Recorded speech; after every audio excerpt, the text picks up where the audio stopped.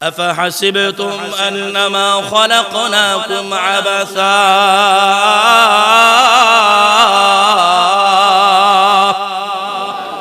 আমার আল্লাহ ডাক দিয়া বলেন, ও আমার বান্দারা,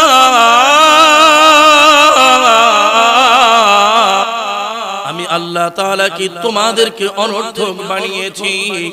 আমি আল্লাহ তাআলা কি তোমাদেরকে বেহুদা বানিয়েছি? আমি আল্লাহ তাআলা কোনো লক্ষ্য ছাড়া, উদ্দেশ্য ছাড়া আমি রব কি তোমাদেরকে বানিয়েছি? বান্দারা ডাক দিয়া বলেন, না না না আল্লাহ, আপনি আমাদেরকে অনর্থক বানান নাই। আল্লাহ বলেন, তোমাদেরকে আমি আল্লাহ কেন অনর্থক বানাবো? যেখানে একটা পিঁপড়া, ছোট্ট মশা মাছিকেও আমি আল্লাহ রাব্বুল আলামিন বেহুদা আর অনর্থক বানাই নাই, সেই জায়গায় তোমার মতো আশরাফুল মাখলুকাত, সৃষ্টির সেরা জীব মানুষকে আমি আল্লাহ অনর্থক আর বেহুদা বানাবো? এটা তো প্রশ্নই আসে না। বান্দা এবার ডাক দিয়া আল্লাহকে বলে, ও আল্লাহ, বুঝলাম আপনি আমাদেরকে অনর্থক বানান নাই, তাহলে আমাদেরকে কেন বানাইলেন? কেন বানাইলেন? আল্লাহ তাআলা ডাক দিয়া বলেন, ওয়ামা খালাকুতুল জিন্না ওয়াল ইনসা ইল্লা লিয়াবুদুন।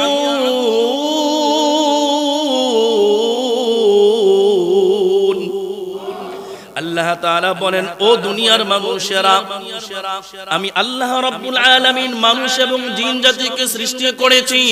আমি আল্লাহ তাআলার ইবাদতের জন্য মানুষকে বানিয়েছি আমার জন্য, আর গোটা পৃথিবীকে বানিয়েছি আমি আল্লাহ তাআলা মানুষের জন্য। আল্লাহ রাব্বুল আলামিন বলেন, রে বান্দা, গোটা পৃথিবী কুল কায়নাত আমি বানিয়েছি তোমার জন্য, সাজিয়েছি তোমার জন্য, আর তুমি শুধু আমার জন্য। আল্লাহ তাআলা হাদিসে কুদসিতে ডাক দিয়া বলেন, খালাকুতুল আশিয়া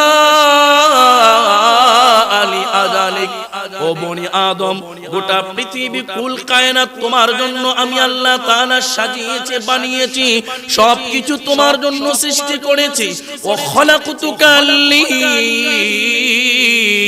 আর তোমাকে বানিয়েছি আমার জন্য।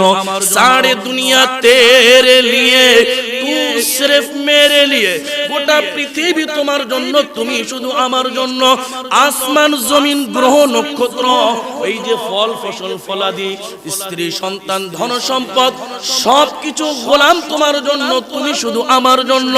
আমার আল্লাহ ডাক দিয়া বলেন, ও আমার পৃথিবীর মানুষেরা, ও আমার বান্দারা, তুমি বান্দা দিনের বেলা কাজ করবে বললে আমি আল্লাহ তাআলা এই পৃথিবীর দিনকে আমি আল্লাহ আলোকিত করেছি। ওয়াজআলনান নাহারা মাআশা, আমি আল্লাহ তাআলা, তুমি বান্দা রাতের বেলা সারা দিন পরিশ্রম করে, উপার্জন করে, কাজ করে ক্লান্ত শ্রান্ত হয়ে যাওয়ার পর রাতের বেলা তুমি আরাম করবা, ঘুমাইবা। এই জন্য আমি আল্লাহ তাআলা ওই একই দিনকে আল্লাহ তাআলা বলেন, রাতকে আমি, দিনকে আমি আল্লাহ তাআলা কালো চাদর দ্বারা, রাতের চাদর দ্বারা আমি আল্লাহ ঢেকে দিয়েছি। বিশেষ এক চাদরের মাধ্যমে আমি আল্লাহ তাআলা একই দিনকে রাত বানিয়ে দিয়েছি। কেন? কেন? কয় বান্দা, তুমি যেন রাতের বেলা আরাম করতে পারো। ওয়াজআলনাল লাইলা লিবাসা, আল্লাহ বলেন, বান্দা সবকিছু তোমার জন্য আমি আল্লাহ তাআলা সাজিয়েছি। হুয়াল্লাযী জাআলা লাকুমুল আরদা, হুয়াল্লাযী খালাকা লাকুম মা ফিল আরদি জামিআ, গোটা পৃথিবী আমি আল্লাহ তাআলা তোমার জন্য সৃষ্টি করেছি, তোমার জন্য আমি আল্লাহ তাআলা সাজিয়েছি। শুধু তাই নয় রে বান্দা, হুয়াল্লাযী জাআলা লাকুমুল আরদা যালুলা, এই জমিনকে আমি আল্লাহ তাআলা তোমার জন্য অনুগত করে দিয়েছি, যার কারণে আমার বান্দা তুমি একই জমিনের মধ্যে তুমি চলাফেরা করো, তুমি ঘর বানাও, বাড়ি বানাও, বড় বড় বহুতল ভবন বানাও, একই জমিনের মধ্যে কত কাজ তুমি করো। এই জমিন কখনো তোমাকে বাধা দেয় না। কেন দেয় না? কেন দেয় না? ও আমার গোলাম, কেন আমি, কেননা আমি আল্লাহ এই জমিনকে তোমাদের জন্য অনুগত বানিয়ে দিয়েছি।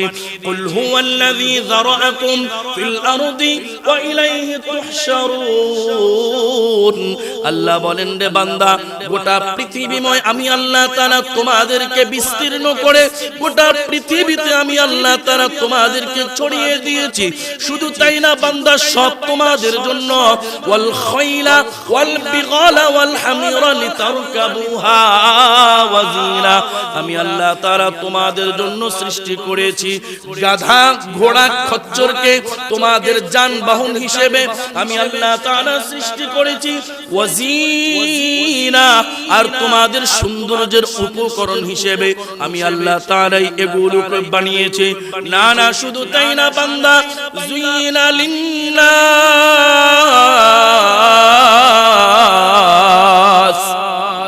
হুব্বুশ শাহাওয়াতি মিনান নিসাই ওয়াল বানিন والقناطير المقنطرة من الذهب والفضة والخيل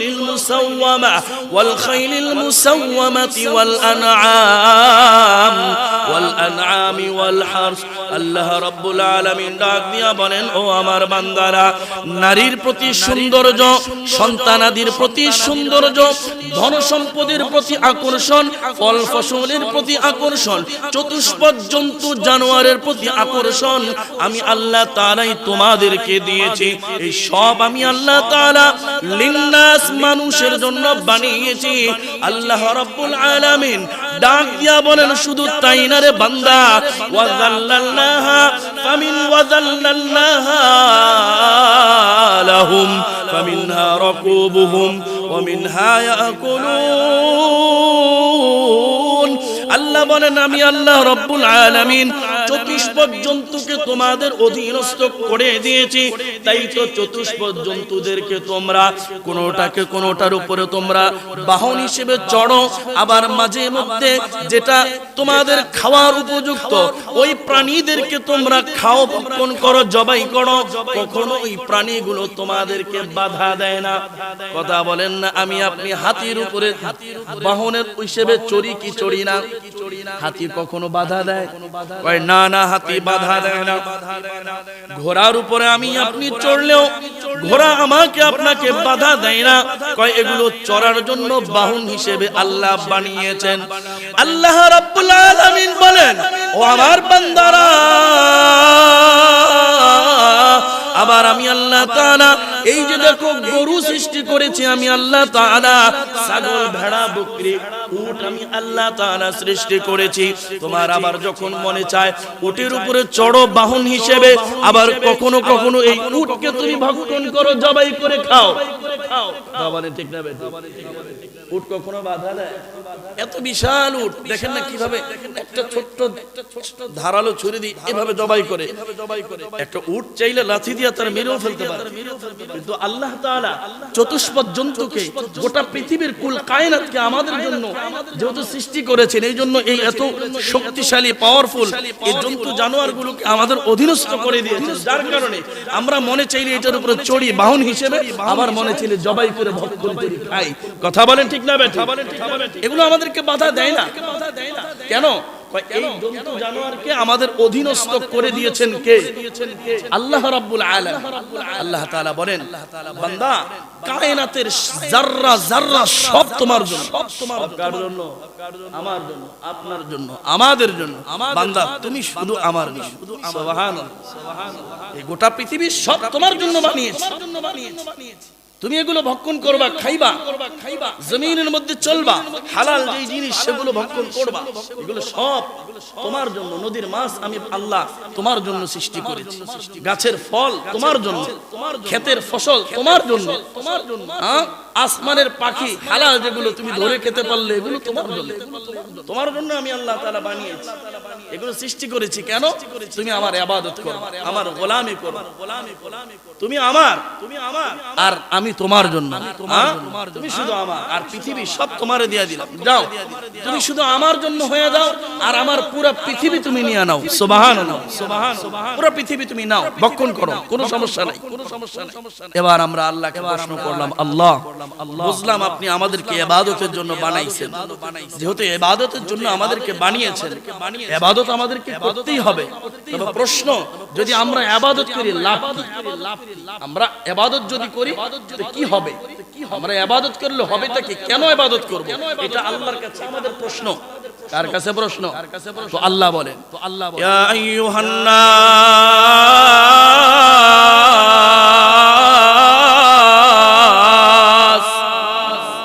উবুদু রাব্বাকুম।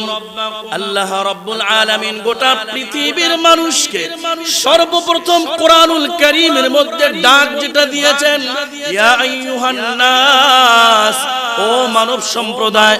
মুফাসসিরিনে কেরাম বলেন, পুরা কোরআনুল কারীমের মধ্যে আল্লাহ তাআলা মানুষকে যতবার মানুষ বলে ডাক দিয়েছেন, সমস্ত ডাকের মধ্যে সর্বপ্রথম এটাই প্রথম ডাক।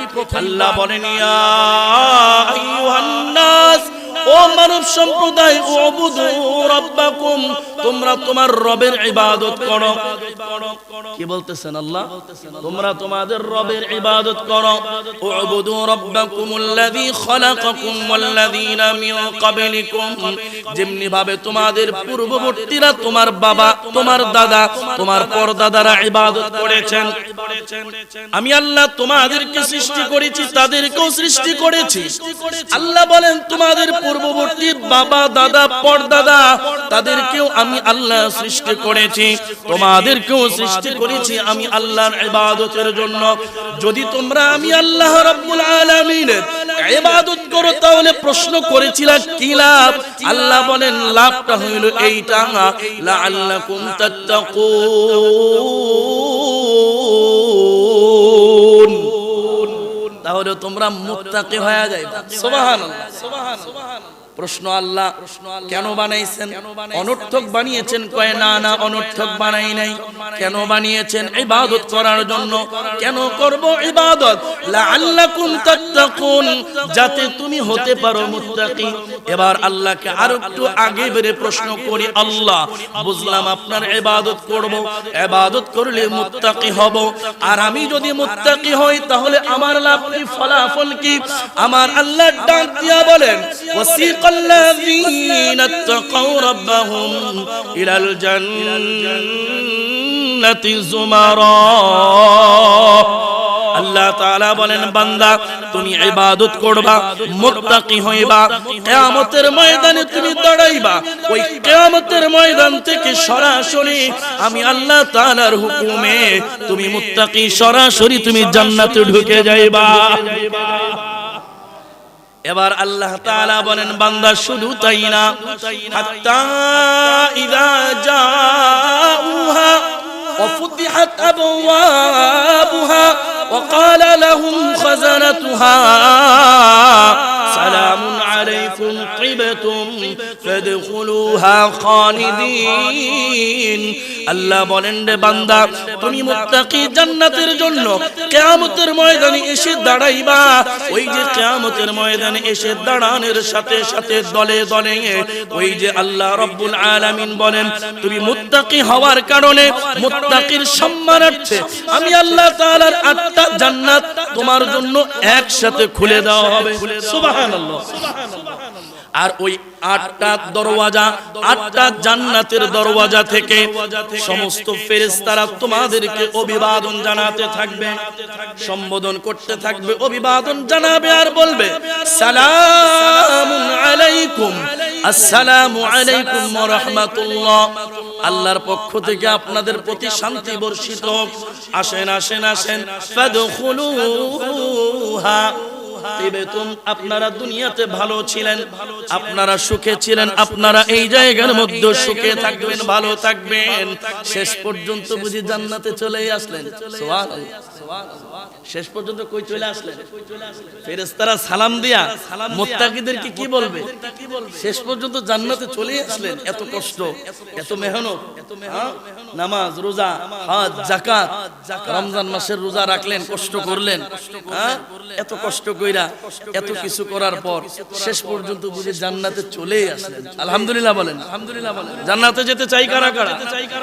আল্লাহ সবাইকে কবুল করেন, বলেন আমিন, বলেন আমিন। এবার ফেরেশতা ফেরেশতারা বলবে সালামুন আলাইকুম তিবাতান ফাদখুলুহা, আসেন আসেন আসেন, ঢুকেন ভিতরে ঢুকেন। কেমন ঢুকবেন? এমন ঢুকবেন জান্নাতের মধ্যে ফাদখুলুহা খালিদিন, এই জান্নাত থেকে আর কখনো আপনারা বের হবেন না। সুবহানাল্লাহ সুবহানাল্লাহ। পৃথিবীর যত বড় নামি দামি যত বাদশা প্রেসিডেন্ট হোক না কেন, আপনি যেখানের মেহমান হন না কেন, ওখানে আপনি আজীবন সারা জীবন থাকতে পারবেন না। কোনো না কোনো একটা সময় সেখান থেকে বের হইতে হবে। কথা বলেন ঠিক না?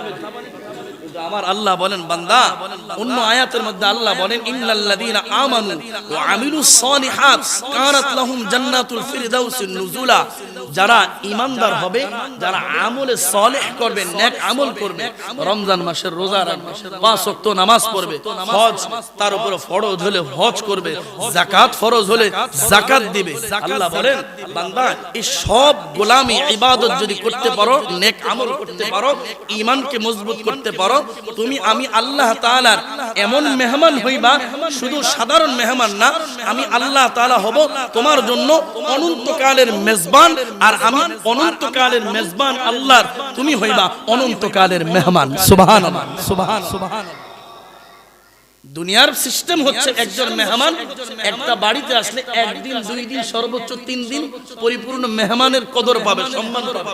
3 দিনের পর থেকে ওই মেহমান আর আগের মতো মেহমান থাকবে না, সে হয়ে যাবে বাড়ির অন্য সদস্যদের মতো। কেমন? বাড়িওয়ালা যদি 3 দিন পর সাধারণ অন্য সদস্যদেরকে ডাল দিয়ে আলুর ভর্তা দিয়ে ভাত দেয়, যেমনি ভাবে স্বাভাবিক ভাবে খাবে, এই মেহমানও স্বাভাবিক ভাবে খাবে, কোনো ধরনের অভিযোগ নাই, অভিযোগ করতে পারবে না। কেন? 3 দিন পর্যন্ত মেজবান তার সাধ্য অনুযায়ী তাকে ভালোটাই খাওয়ানোর চেষ্টা করছে। কিন্তু মেজবানের যদি সামর্থ্য থাকে, তৌফিক থাকে, 3 দিন পরও মেহমানকে ভালো খাওয়াইতে পারে, 10 দিন খাওয়াইতে পারে, 1 মাস, সারা বছর খাওয়াইতে পারে, এটা মেজবানের ইচ্ছা, তৌফিক, তার অর্থ অনুযায়ী, ওইটাও কোনো সমস্যা নাই। তবে শরীয়তের বিধান অনুযায়ী 3 দিন সে হইল একজন অরিজিনাল মেহমান।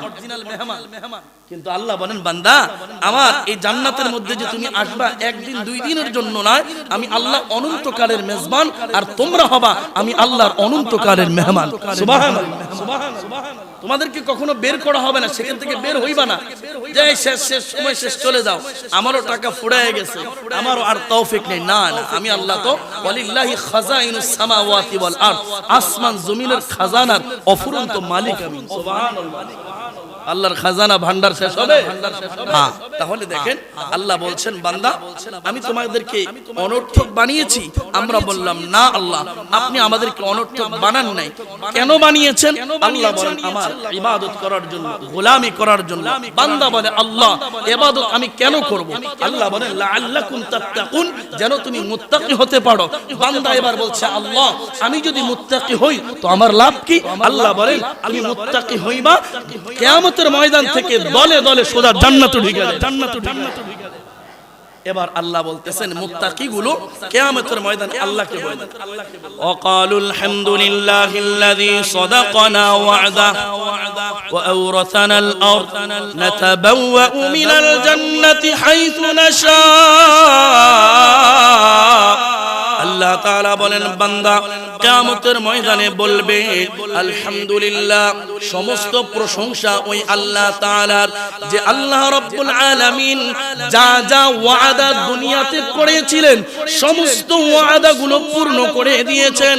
আজকে এই জান্নাতে কিয়ামতের ময়দানে কি ওয়াদা আল্লাহ করেছেন?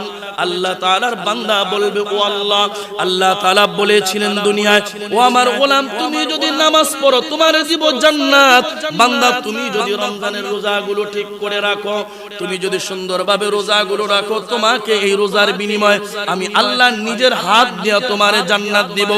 বান্দা তোমার উপরে হজ ফরজ হয়েছে, তুমি যদি হজ করো তাহলে আমি তোমারে দিব জান্নাত। বান্দা তোমার উপরে যাকাত ফরজ হয়েছে, যদি যাকাত দাও আমি আল্লাহ তোমাকে দেব জান্নাত। বান্দা আমার হালালগুলো যদি মেনে চলো আমি আল্লাহ তাআলা তোমাকে দিব জান্নাত। হারাম থেকে বেঁচে থাকো আমি তোমাকে দিব জান্নাত। আমার আল্লাহ দুনিয়াতে থাকতে আমার সাথে যা যা ওয়াদা করেছিলেন আজকে সব পূর্ণ করে দিয়েছেন। সুবহানাল্লাহ শুধু তাই না, ওয়া আওরাসানাল আরদ, আজকে আমি বান্দাকে আমার আল্লাহ এই জান্নাতের ভূমির অধিকারী অধিকারী আল্লাহ বানিয়েছেন, ওয়ারিস বানিয়েছেন। সুবহানাল্লাহ। ভাই শুধু তাই না, নাতাবাওয়াউ মিনাল জান্নাহ, এই আয়াত এই এতটুকু অংশ, এই অংশটা একটু পরে বলি।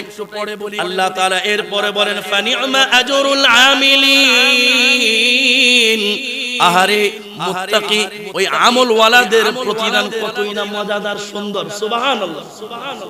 ওই যে বলেছিলাম একটু পরে বলি, এই এতটুকু অংশ নবীজি সাল্লাল্লাহু আলাইহি ওয়াসাল্লামের একজন সাহাবী রাসূল করিম সাল্লাল্লাহু আলাইহি ওয়াসাল্লামের কাছে এসে বলে, ইয়া রাসূলুল্লাহ, ইয়া হাবিবাল্লাহ, ঈমান আনার পর থেকে, মুসলমান হওয়ার পর থেকে জীবনে কত বিপদ এসেছে, মুসিবত এসেছে, কত ঝামেলা এসেছে। জীবনে যত ঝামেলাই আসুক না কেন, দৌড় দিয়ে এসে আপনার চেহারা মুবারকের দিকে তাকানোর সাথে সাথে সমস্ত ক্লান্তি আর বিপদ আপদ মুহূর্তের মধ্যে লাঘব হয়ে গিয়েছে। সুবহানাল্লাহ। ইয়া রাসূলুল্লাহ, ইয়া হাবিবাল্লাহ, আজ থেকে কিছুদিন পর এই পৃথিবীতে আপনিও থাকবেন না, আমিও থাকবো না, আমরা কেউ থাকবো না। নিঃসন্দেহে আপনি দুনিয়া থেকে চলে যাওয়ার পর আপনাকে আল্লাহ জান্নাত দিবেন, আমাকেও আল্লাহ তাআলা জান্নাত দিবেন। আপনাকে যে জান্নাত আমার আল্লাহ তাআলা দিবেন, ওই জান্নাতটা হচ্ছে আম্বিয়ায়ে কেরামের জান্নাত। হযরত নবী করিম, নবীর রাসূলরা যে জান্নাতের মধ্যে থাকবে, আপনিও তো ওই রকম একটা জান্নাতের মধ্যে থাকবেন। এটা তো একটা পাবলিক মার্কা জান্নাত হবে। ইয়া রাসূলুল্লাহ, ইয়া হাবিবাল্লাহ, তাহলে পাবলিক মার্কা জান্নাত দিয়া আপনার ওই এত বড় জান্নাতের মধ্যে তো আমি যাইতে পারবো না, আপনার সাথে সাক্ষাৎ আর করতে পারবো না। তাহলে তো জান্নাতের মধ্যে গিয়াও আপনি বন্ধুকে যদি দেখতে না পারি, আপনি বন্ধুর সাক্ষাৎ যদি না পাই, তাহলে জান্নাতে তো মজা লাগবে না। সুবহানাল্লাহ। আল্লাহ তাআলা বলেন, বান্দা শোন শোন, আমি আল্লাহ তাআলা তোর জবান দিয়ে এই কথাটা মুত্তাকিকে বের করে দিব। কয় কি কথা? আল্লাহ বলেন, তুই জান্নাতের মধ্যে ঢুকে তুই নিজ জবান দিয়া বলবি, নাতাবাওয়াউ মিনাল জান্নাতি হাইসু নাশা। মুত্তাকি নিজ মুখ দিয়া বলবে, আল্লাহ আমার যেখানে মনে চায়, যেই জান্নাতে যেতে মনে চায়, আমি ওই জান্নাতের মধ্যে প্রবেশ করতে পারবো। সুবহানাল্লাহ। এবার শর্টকাট কথার মধ্যে চলে আসি। আল্লাহ এই পুরা বয়ানের মধ্যে আল্লাহ বলেন, বান্দা আমি তোমারে অনর্থক বানাই নাই। আল্লাহ কেন বানিয়েছেন? কয় ইবাদতের জন্য বানিয়েছি। কেন করব ইবাদত? কয় যেন হতে পারো মুত্তাকি। মুত্তাকি হতে পারলে কি লাভ? আল্লাহ বলেন সরাসরি তোমারে দিব জান্নাত। এইবার রাসূলুল্লাহ সাল্লাল্লাহু আলাইহি ওয়াসাল্লাম বলেন, ইদা দাখালা রমাদান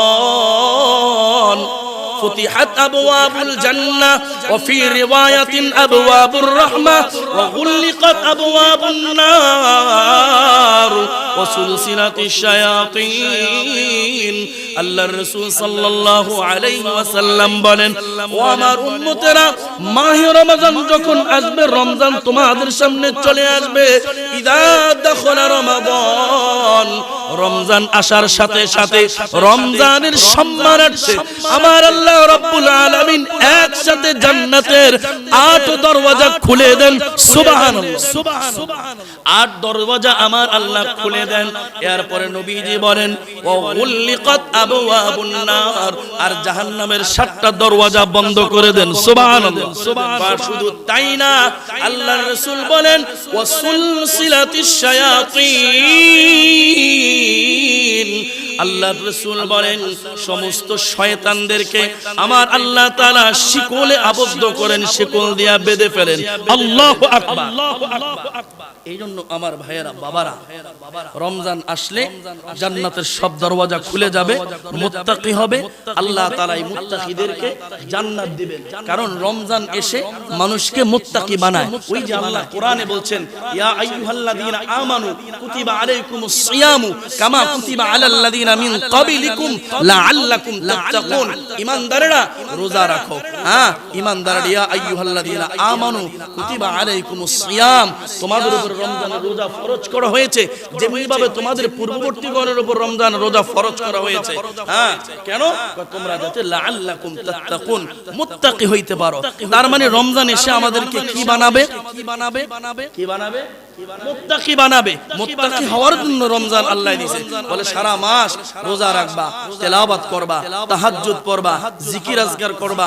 হ্যাঁ, এই সব কাজগুলো তুমি ধাপে ধাপে আল্লাহ সাজায় দিয়েছে। এইভাবে করবা, রমজান মাস যাবে, চাঁদ উঠবে, হ্যাঁ ঈদের চাঁদ উঠবে, যাও তোমার জান্নাত দিয়ে দিই। সুবহানাল্লাহ।